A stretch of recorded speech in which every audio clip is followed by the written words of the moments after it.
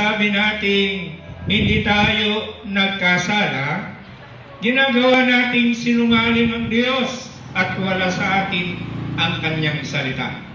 So, tayo mga kapatid ay makasalanan.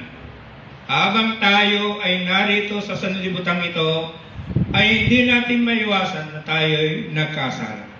Ngunit, ang masaklap yung kapag sinasabi natin na wala tayong kasalanan, ay ginagawa natin kasinungalingan ang Diyos. Ginagawa natin walang katotohanan sa Diyos.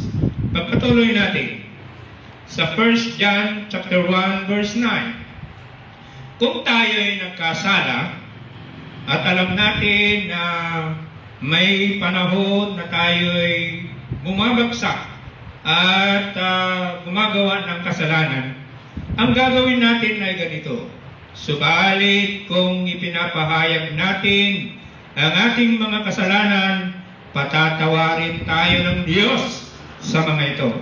At lilinisin tayo sa lahat ng ating kasalanan sapagkat siya ay tapat at matuwid.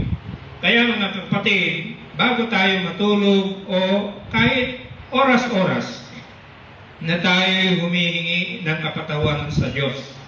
Sapagkat